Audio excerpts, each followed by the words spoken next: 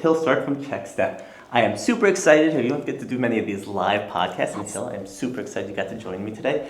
You want to say hi? Yes, thanks for having me, Greg. We were supposed to be walking around in London, showing off the London sights, but in true London fashion, it is raining outside, so we are inside. It is raining. I'm glad. We've had 3 nice days in London. I'm like, this doesn't feel right. And then we woke up today and it was pouring out. Yeah, Here we before are. you leave, let's remind you where you're at. Yeah, exactly. So tell us a little bit about your background. We've been talking for a while, Hill, and I'm really excited about it. I think Checkstep does some really cool stuff in this space that you're trying to build out. So high level, tell us what you're doing and how you got here. Yes, so Checkstep offers content detection. We like to use the phrase your access point to the AI marketplace. The idea is there's an arms race to the top in model creation, and we want you to be able to take advantage of it. You may hear that we're in trust and safety, which is very true. Trust and safety is just one part of the nucleus of content detection. That's where I got my start to then be in this space. I was with a few other companies, Spectrum Labs, who was acquired by ActiveFence, and then joined Checkstep about a year ago to help lead them in their partnership and customer success efforts. I commend that because we've done a lot of podcasts with different trust and safety people, and it is not an easy job to do. I've heard that you have to deal with some terrible things, and you were mentioning earlier this week that you just love being here and helping, and I commend you on that. How do you get into that mindset where you can kind of do your day-to-day and kind of relax at the end of the day? Yeah, so I like to say that people who work in trust and safety are often the social workers of the internet, where you do have to have a personal interest and passion, but there are many different activities to hold within trust and safety. I first started as a data analyst, so I was in the data. I was doing these huge tests. I was reading through conversations. I sat much more closely to the behavior of what's happening on someone's platform, gaming, marketplaces, social, different norms of what is and is not permissible, and what someone would then want to surface in that. After being in data analytics, I then moved more so into kind of a pre-sales engagement where there's still data. I do think data is the currency that we operate in, but was helping the sales team and then the customer success team bridge what do we see on someone's platform that we think could be a really good fit for the tooling that we've built. And then based on that experience of having run proof of concept efforts in pre-sales, making sure that those findings didn't drop when it comes time for someone to actually use the tool in the customer success world. So having been more go-to-market client-facing in the last few years, it has added a bit of relief of not having to actually read or look at the images. But I do think at large, this is such important work. Of what people who are on the ground floor, the content moderators, community managers, what they are actually involved with day in and day out. Can you kind of give us from a high level, for people that may not know, what is the role in trust and safety in these studios? Do you let your users exchange content with each other? You need trust and safety if the answer is yes. We'll take gaming for example. If you're a single player gaming environment and you just get to make your character interact in the system, you may have not have heard of the term of trust and safety just yet. But if you let users chat with each other, if they're creating skins, if they're uploading images, anything where you can interact person to person, build a community, and I think the community part has been acknowledged, that's how a game stays in business, is you need a strong community. You need awareness of what's happening. Every platform has a code of conduct. Maybe it's that they were proactive in that code of conduct. Maybe it's that regulation says because you operate in this area, you are held to these standards of what can and cannot happen through your platform. So first awareness, but then also saying what type of community are you wanting to harbor? How safe of an environment or clean of an environment are you trying to create? In gaming, and we're here in town for a gaming conference, there is an element of fun to maybe have a bit more colorful language, but that platform has decided in advance how far you get to go. Mm-hmm. When is it trash talk versus going into bullying? And they want to make sure that they're aware of it, but also they let you, the player, know, hey, you've crossed the line, that's not permissible. Let's re-educate you on this. If you are in the small camp, but those people do exist where that's your intention on platform is to be disruptive, then how do we want to handle that? Mm-hmm. It's an interesting battle to kind of think about how you do that. I'm curious, we've seen some news recently where there's other trust and safety companies like Sift that are closing up their doors. Yep. But now see Checkstep, and you're kind of thriving right now, and you're feeling it. And we spoke earlier, and you told me for a while you're thinking about getting out of the space, and now you said you found Checkstep, and it kind of reignited that love for it. And the question is why? Yeah. I mentioned the two other brands who I'd worked for within this space, and a lot's changed in technology and AI in the last 5 years. Those other two brands were building all of their own ML, machine learning. So we were building models. We were taking data sets and saying, based on these examples, we then want to confirm or deny that certain behaviors exist on platform, which was great work. It was the only option until the end of 2022 when OpenAI, ChatGPT really started to come on the scene, and it shook things up. So Checkstep, because the other two brands have exited the space at this point. They didn't quite pivot in time. In this advent of AI detection, and I think it's for the better at large, it has raised the bar on what people can do behind the scenes and that time to value. It has changed this perception of, hey, your model is falsely flagging on this phrase. It's creating disruption within my community. I'm falsely penalizing players. Like in my environment, you can swear, but you're flagging on everyone who does that. Our old response used to be, thank you for your feedback. We'll absolutely take it into consideration, but that model you're giving feedback on isn't slotted for work for another 3 months because we work on 3-month sprint cycles. So the profanity model will be updated, and we'll absolutely look at yours. Oh, but by the way, you're unfortunately not our top customer, which no one ever wants to say that in customer success, and you usually don't say it that bluntly. But there are politics behind the scenes of what that data set would represent. And if you have one huge gaming client that is very permissible on their platform or not, it will probably influence what everyone else's experience is. So that's how we used to operate. Checkstep, and I only came to Checkstep because, I shouldn't say only, many reasons. I do think it was a really good move on my part, but I was only confident to come to Checkstep if I said, I want to know that I can start telling customers yes to these very particular questions that I've had to say no to over the last few years. And I met with our head of product 3 times in the interview process. I think he was like, Hill, okay, enough. Like we've spent enough time here. But I said, I need to believe that you guys have actually built with a different perspective and are taking advantage of this arms race to the top of models that are getting better every single day, and that we can finally meet the expectations of every platform gets to have detection that operates according to their individual code of conduct, that I get to say yes to people on a more frequent basis now. So what I love is that you're not competing with the new technologies, the OpenAIs, the Geminis of the world. You're complementary to them. You're saying, hey, let's use what's there, let's build on it, and let you customize what you want to the model that's best. Yes, so Checkstep, maybe it's different to hear this. We don't have a data science team.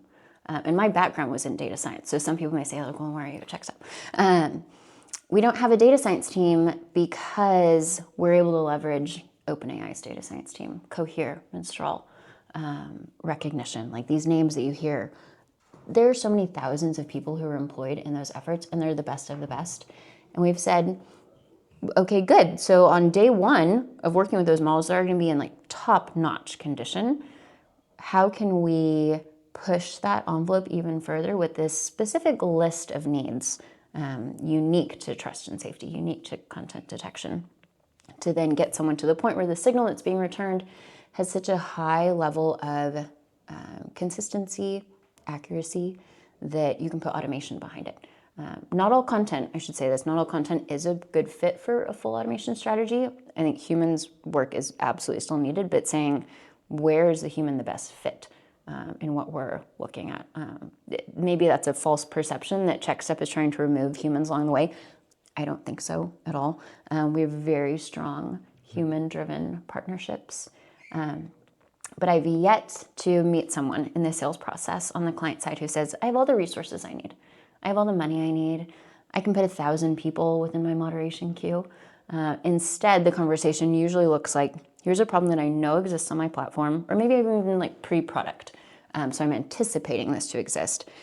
And here's how much I can allocate towards humans.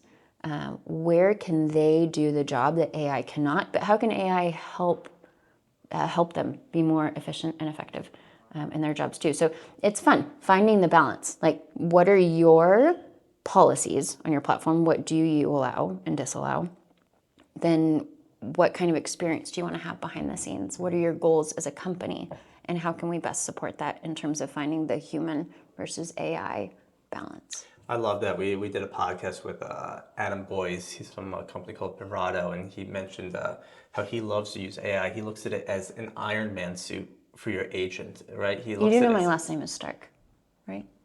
What do you mean? Iron Oh, Man, Stark. yes.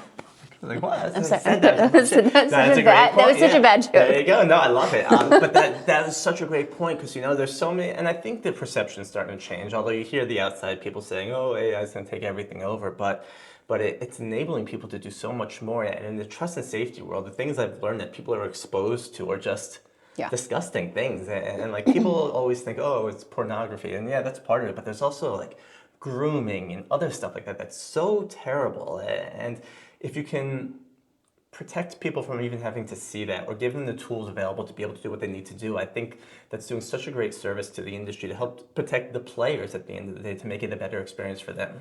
Yep. So it's interesting you bring up grooming. I, in my data analytics role, spent a lot of time pouring through these huge data sets.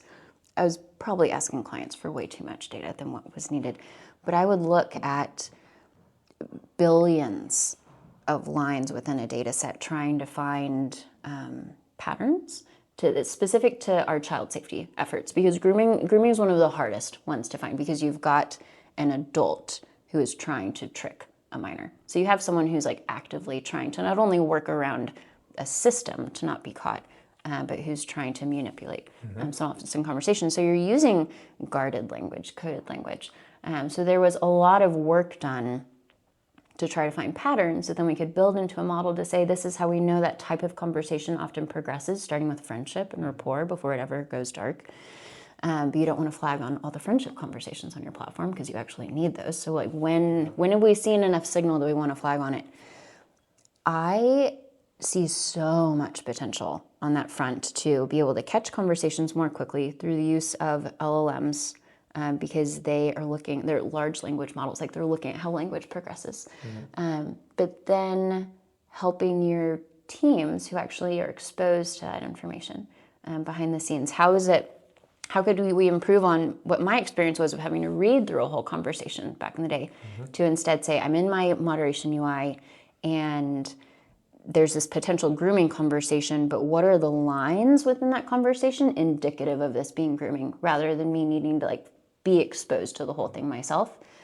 So not only is it protective from a mental health aspect, but it's making you more efficient at your job too.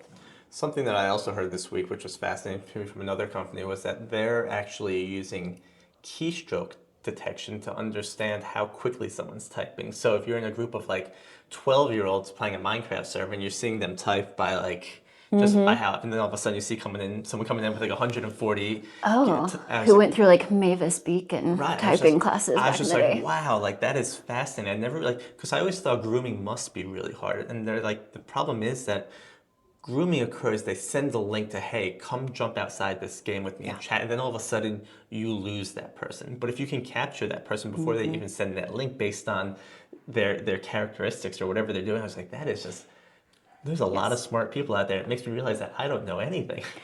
Well, and like specific to grooming, which we don't have to stay on real long, that type of adult is casting a net, and they're trying to see who they can get with this big fell swoop effort. So if you see that keystroke, but you're also seeing at the user level this pattern of behavior with like the same type of content being shared from that account, and it's usually pretty quick that they're trying to get someone off platform. Indicative of that happening, but we don't have to wait as long. We don't have to wait until it really has gotten to that point of no return before taking action. You can alert that we think this behavior might exist to then have someone go and look at it just much more quickly. So this is a tough role to be in, just the vertical itself. And something I read about you is one of your things you said was that you're data by day and design by night. Now I'm curious, do you still get to do design at night? Is that your escape, or have you found another way to escape at the end of the night where you could kind of just say, this is my way of like releasing all that pressure that's built up? No, the design by night is still very much active. I have a bad habit of wanting to only live in very old houses. So there's always a repair Nice. of some sort. But maybe you'll find my blog I did for Checkstep where I showcased my bathroom that I tiled. Like I redid that bathroom. I didn't do all the plumbing behind the scenes, but it was an example. The reason it's on the Checkstep blog. It's an example of build versus buy, because Checkstep right now, maybe our competitors are going to listen to this. We don't have a competitor that we are constantly up against in the pre-sales process. Our competitor is the company just going to take this on themselves versus partnering with someone outside to help relieve the burden of those integrations with all these model providers. So the blog idea was saying I had decisions to make of where am I willing to build this myself. Cutting 2,000 pieces of tile on my own, I was willing to take that on. I needed to pay for the plumbing to know that this is going to go well. So learned along the way, and also took into account like how much time do I have that I can devote to this project? How quickly do I need my bathroom to be functional again? Yeah, the build versus buy thing, even when I was at Helpshift, was always the most frustrating conversation because you had these studios building amazing games, and they're like, we're just going to build our own customer support platform. Like, you can, but you're building this amazing game, and there's a lot of other tools that have built these best practices already. Like, why are you going to go through that to save a few bucks? Maybe, but then you're going to have to hire a whole team to keep this up and keep it running. And it's just like, come on, there's best tools out there. Yes, there's the initial investment of like finding your tooling provider. And sometimes that ticket price can feel pretty big. It has significantly decreased in the last few years. Someone buying SaaS tooling for content detection is probably looking at a contract of at least 50% less than they were 2 years ago because of how quickly we can process data. Process data behind the scenes, but also the models. And like I said, we don't have to employ this huge data science team. So we don't carry that headcount burden, so we can offer more competitive pricing. So you have it sounds like a sales pitch. I'm not trying to sell you on this. Take my money. Yeah, to take my money. There's the initial cost that you're going to see on the contract, but more so I would think, what is my long-term maintenance? And especially now with how quickly AI is advancing, what is my cost to know that I'm using the best of the best on a daily basis? So the idea of Checkstep is you integrate once with Checkstep, and then we help you figure out based on what is available within the AI world, what is the best fit for your platform, given what type of content is on your platform, images, text, video, as well as what can you allocate towards this. Is latency an issue? In gaming, latency is often brought up. You want real-time chat. You don't want a harmful message to ever even appear in the chat. So you're talking about sub 150 millisecond speeds.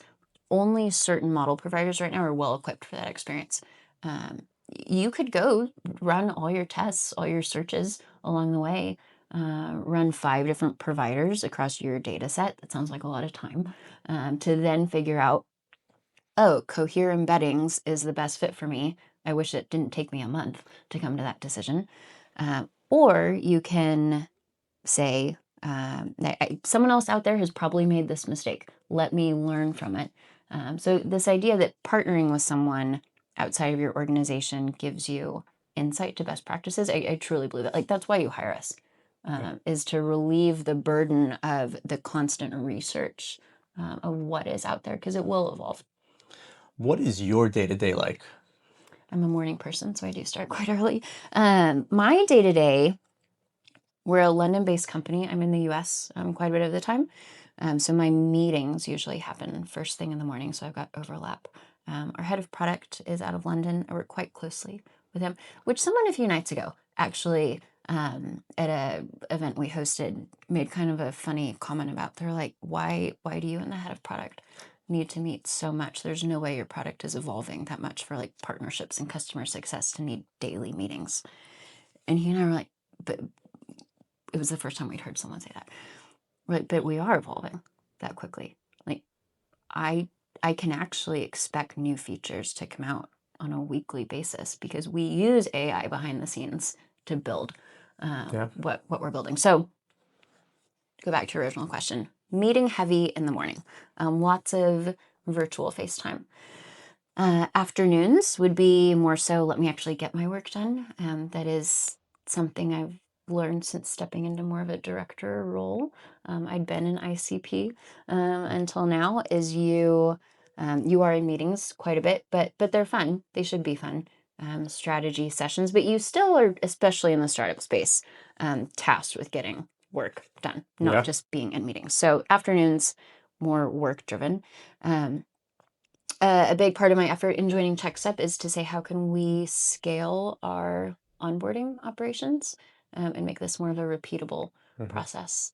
I think it's something that every organization goes through. Originally, onboarding is somewhat manual, but we're living in the age where we think we can definitely make this more efficient. So that's what my personal time is devoted to right now.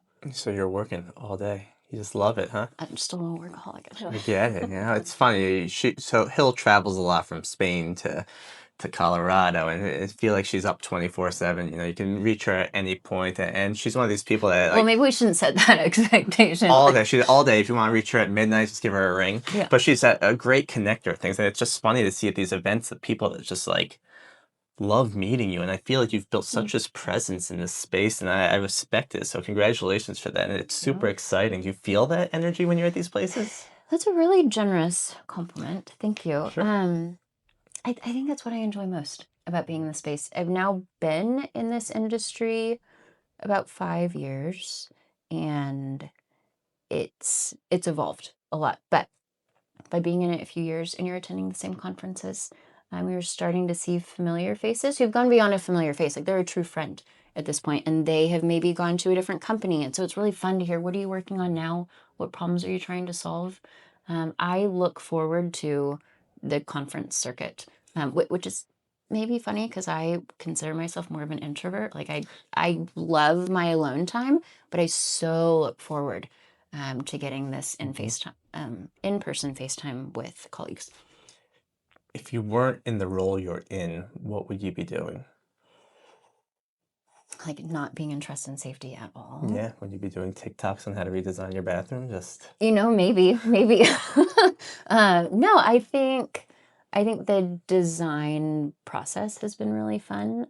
Someone asked me in the last few weeks, how did you kind of get into this? How did you get into home DIY renovations? And I said it's because I had no money at the time.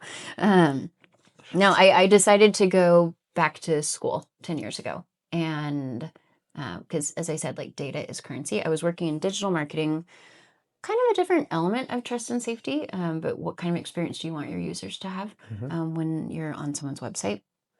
And I was accepted into a PhD program to study data and information science.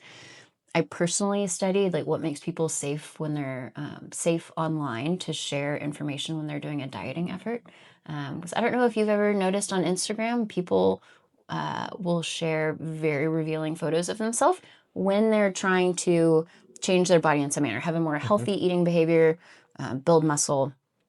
So I was curious what makes someone feel safe to, because you would probably never send those photos like in your family group chat. But you post it to the internet. Yeah, but why not post it to the internet where anyone can find you?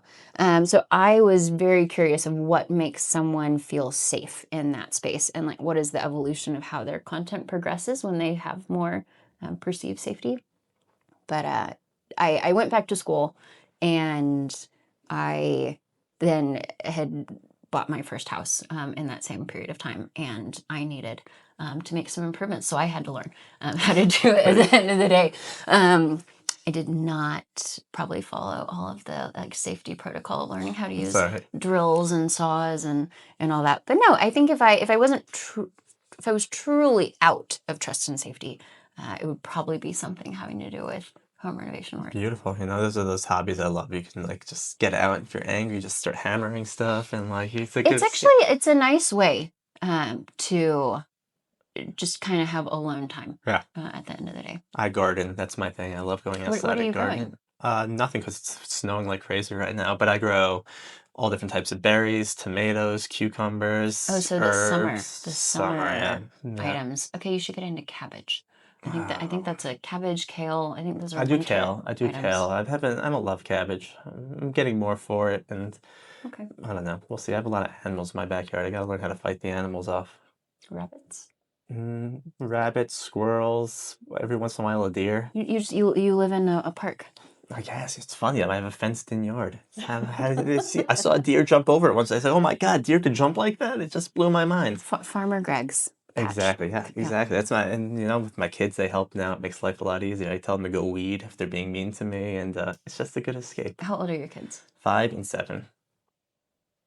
If you had like a catchphrase for this point of parenthood, what would you say? Like, I am thoroughly entrenched in. You also have a unique perspective coming from gaming. I'm sure your kids were exposed to games. I mean, the first thing I'd say is invest in alcohol.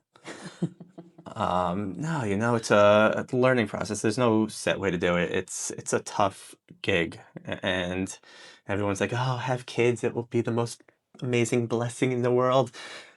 No, I mean, I love my kids. I would not change anything I ever did, but like, my wife and I used to always look at each other like we could be buying convertibles, traveling the world, doing this stuff. Like, it's a very different style of life. And again, I would never change what we Yeah. did. I love my kids more than anything, but it's like you change your life. Like you can't go back at that point, and if you do, you're a terrible person.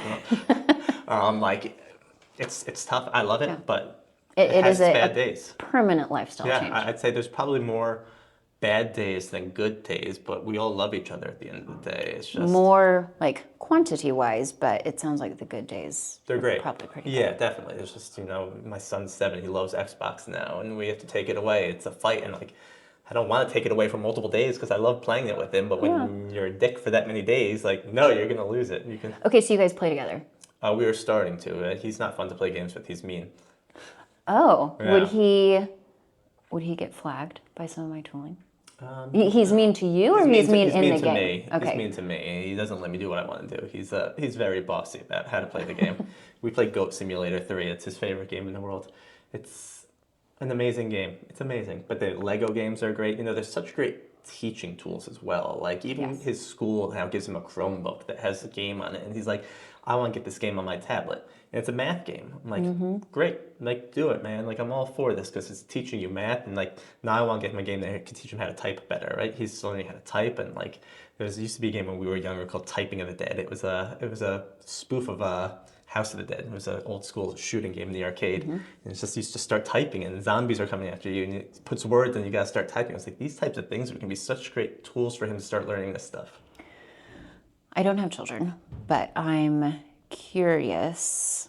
We've talked about this before on the parenting aspect. What would be your source right now where you say, I want to know of a game that's a pretty child-friendly environment? So, not that I'm going to be totally hands-off while my kid's playing this, but I feel better knowing that they're going to go here. How would you find that game? Like, what would be your search to then say, okay, here's this list of games, and maybe I'll even play with you in this environment, but that you know that they've got some safeguards behind the scenes. Because I think there's so many options out there, and parents, for the most part, aren't saying, I don't want my kids to participate in this, but I want to have done my due diligence in advance. It's a great question. I don't have an answer for it. I don't know. What I'll normally do is I'll notice the IP. Is it Paw Patrol? Is it Lego? Is it, and like I'll kind of know whether it is or not appropriate for him. But I don't think there's a true source. Like I like IGN. I'll go check out reviews on IGN and see how they do, and I'll read a little bit about it. But especially on his tablet, he has one of these Amazon Fire tablets, and he can pretty much install whatever he wants, and it's limited to like kids games. But there's a lot of crap kids games out there, Yeah. right? And so I don't really think there's a true source for like, And if you want to find a loophole, like give something to a child because they'll find they'll break it, right? how to They'll, break they'll, it. they'll push everything to the edges, and that's the beauty of it. But it's also like I get messages like your son wants to download this game, and I'm just looking. I'm like, what is this garbage, right? Like all of a sudden I'm gonna start seeing charges come to my credit card because he's gonna do something. So I don't really think there's a true source, at least to my knowledge, that I follow out there. It's just more based on what I know. And that's okay. I don't know that there is a source of truth out there yet. Maybe that's what someone should take on, like the parenting guide to these are vetted environments. And also, every parent's different, right? The comfort level is different. Some of my kids' friends aren't allowed to play video games at all. Some of them can play as much as they want. So it's that fair balance. I think there's a healthy balance. Like we make sure that he's playing sports in every season. He doesn't have to play sports all the time, but like we get out and we play baseball. We get out, he's doing ice skating right now. He wants to play hockey. So as long as he has this balance between recreational activities and video games, I'm perfectly good with that, right? If he wants to play 3 hours on a Saturday, it's Saturday, man. I used to wake up at 6 o'clock in the morning and watch cartoons all morning, right? Like if this is what he wants to do, go for it, man. But you also have to behave and you have to be nice. You can't keep beating up your sister and expect to play this stuff. So he's got to learn this balance. I think he has trouble learning that like my actions have consequences. So if he starts screaming at the game, like, dude, if you can't chill out, we got to take it away. He gets even angrier. It's just this snowball effect that we don't know how to deal with. This is like those learning experiences that like, this is why it's a bad day, because we were having so much fun all day and then all of a sudden you just lost it for no reason. And now we lost Xbox for a few days and later he'll be sorry, but like, then you have to decide, well, all right, well, what do I do now? It's a juggling act. Emotional regulation. So I've entered gaming, and this is a gaming podcast, so it makes sense that we're talking about this. I've entered the world of gaming very late in life because I grew up in a household that, based on the culture my parents were in and their sources of information, said gaming's bad. Nothing good comes from this. It creates aggression. Your children are going to be violent if they are in that environment. The only game we had, I don't even know what the console was Wheel of Fortune. So if you want to quiz me on that, and I think maybe we had like the free version of Jeopardy. Nice. So that was my gaming exposure. So when I started working in trust and safety, I still had some bias to thinking everyone in this space is going to be horrible. And that's all I'm going to be looking at when I look at this data. And I was really like put in my place. And I really like coming to these conferences now and learning what people are building and how they're tapping into different behaviors. I love organization, and I've heard there's a game called A Little Bit to the Left where you just kind of like reorganize things within a gaming environment. Maybe I should just do that at my house.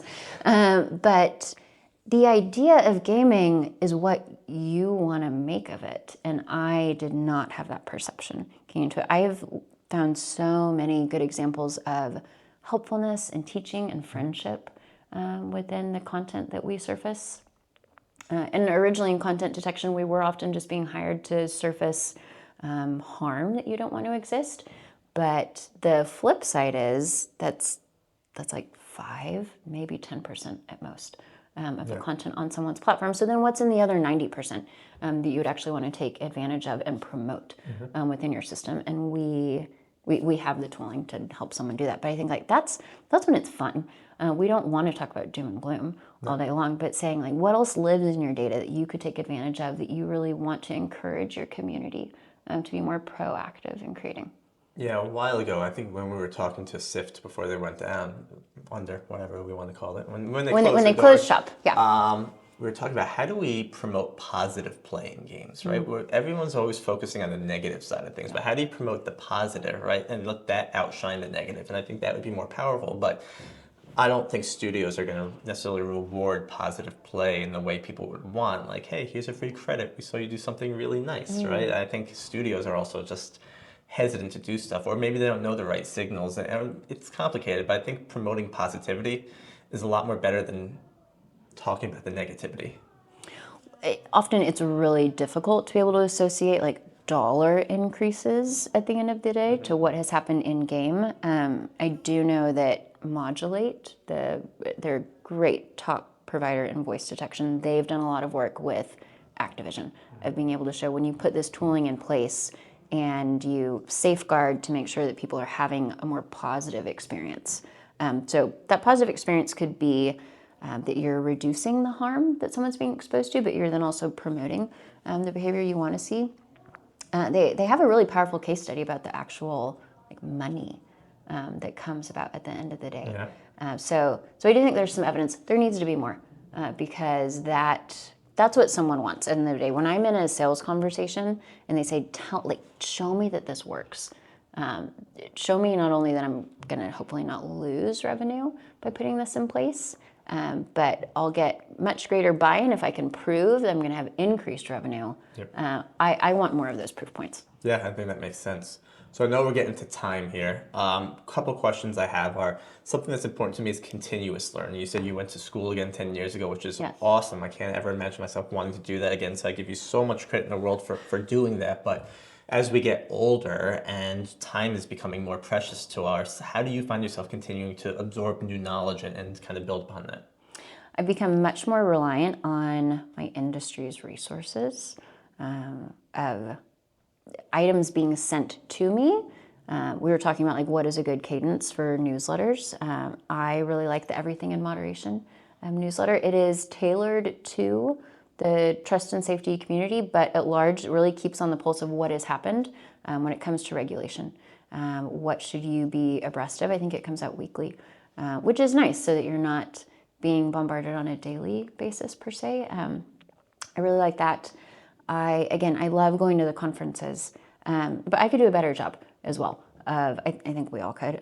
There's no shortage of information, but figuring out how do I make my information search as quick and efficient as possible to then build a process where I'm being given what I need quickly. I don't think it's probably acceptable anymore to say, well, I spent a month looking for this article. No, probably not. What about in the game world? What is the last game you played? Wheel of Fortune, Sega Genesis. No, I play Wordle every day. Nice. I love Wordle. And although some people may not consider it a multiplayer game, my family has turned it into a multiplayer game. We have a specific group chat called the Wordlers. And it's also a good way to make sure everyone's alive and healthy. If someone has not contributed their Wordle score in a few days, we'll be like, are you okay? What happened there? It's fun and a little bit competitive to see who can get it in 3 attempts or less. There's also the skepticism of potential cheating. Everyone else in my family who plays is part of a couple unit in the household. My mom and dad, my sister and her husband, a few others. I'm the only single person household participant there, so no one can accuse me of cheating, of being in the same room of someone else who's just finished. Because if 2 people submit their scores within a few minutes of each other and they're very close, there's reason to question the validity that they played it on their own. My wife and I play together. Is that cheating? Wait, how? It's our you sit next to each other and you say... We use my phone and we're the driver. Okay. So I think that's cheating, but I'm not going to admit to it. I mean, if you were playing in my family group chat, yeah, that'd be cheating. But if it's a way for you to bond, I think the Wordle creators would be really happy to know that is what has extended from their effort. I know. It's not gamers that are playing Wordle. It's everyone. Yes. And so I would probably be in the prime spot for them to introduce me to something new, because I'm worried, because I think we're at 1,000 words or less left to go through the 5-letter Wordle pattern. You think so? Right now. We've at least gone through half, I think. It's an interesting stat. We got to look into that. Yes, so Where are the data scientists? Right. So they would know, okay, this community loves this. We need to introduce them to something new, so they're not panicked about what they're going to play at 6 a.m. a year or 2 from now. Yeah, I found it as such all the games, and I hate some of them. Some of them are just, the games get under my skin at the New York Times, but Oh yeah, you said if you lose at Wordle, you kind of cross it off for we had days. a 90-day streak going on, and we lost one, or maybe we missed it. Maybe it was New Year's, and we got home, and just crap, and just do I really want to start this again? And then there's so back to Checkstep, back to the less wordly type of conversations. With Checkstep, what I love, and you talked about, was you and your product lead are close, and I think that's super cool because again, you're not building the model, meaning you can focus on the platform. You can listen to your customers, hear what their feedback is. What are your plans coming into the year with, some of your competitors shutting down? How do you take a look at that path forward, and what are your plans? Yep. So, gaming, we see a lot of opportunity there, but we have had a lot of success in marketplaces, in reviews. Checkstep has not built itself for one industry, more so saying, here's a problem that we want to help fix, or a challenge that we want to help solve. So this idea, rather than saying content moderation, we've kind of started to use different terminology in the last 6 months of saying content detection, which helps take a step back of saying, what do I want to find within this huge mess of unstructured data? So we have quite a few opportunities, which we're seeing a lot of promise in, to say operationally what exists in someone's huge organization that they need for compliance and efficiency before they ever even take something to market. If you're a large video streaming platform and you've signed contracts to expand in a new country, that country has a code of conduct to say, okay, Netflix, you can't promote a movie with this type of scene in it within this country. Societally, it's not accepted. Well, how does Netflix know that that exists? Like in India, I don't think you can promote tobacco products. So is Netflix, do they have a catalog right now of knowing like every movie of theirs contains or does not contain tobacco? So we're seeing that the world of trust and safety, which is where we got our start, is maybe a certain department that is more human facing, but just business operations. We're seeing a lot of potential to say, where is your data and how can we help you on that front? Is there company goals or OKRs you're allowed to share? Like, what does success look for like in 2026? Our tagline we've just come up with and confirmed last week is execution that scales. So we need to be better, and that's kind of the lens we need to make all of our decisions through in the next year of saying, this process I'm putting in place, this decision I'm making, is it scalable? Because we are a startup. We have lofty, aggressive goals for client acquisitions and revenue to make investors happy. We're at that point now where we do have investors. So making sure that Congrats. thank you, that we can hit those numbers, but that it's not purely dependent on just doubling our team size. We have to be Yeah. a bit better than that. That's for Checkstep. What does success look like for Hill in 2026? Yeah. I would like to come back, let's say a year from now, when I come to Pocket Gamer again, I would like to have 10 times as many, we'll say friends in the room, because it does feel like people are actually friends at this point, that I would have really liked to expand our partnership efforts over the next year. The Checkstep name can grow, and you were very kind in the compliment you gave before of, it feels like I have friends in this space. So yeah, continuing on that effort. It's been a lot of fun. Awesome. Hill, I hope we're here at the same time next year doing the same podcast at Yes. the Yuki office, or maybe you'll have a Checkstep office. We'll be walking around. We'll be walking weather. around in wet London next year, but I really appreciate you having me here, this conversation, and just everything we've been talking about over the past couple of days. You're an amazing person. I wish you the best of luck with you and Checkstep this year. We'll have links to everything that is Hill and Checkstep and her blog, where you can see all her design work. Before we go today, Hill, is there anything you want to say? I think we've covered it. Thanks. Awesome. Thank you so much, and good best of luck with everything. Yeah, thanks. You too. Thanks.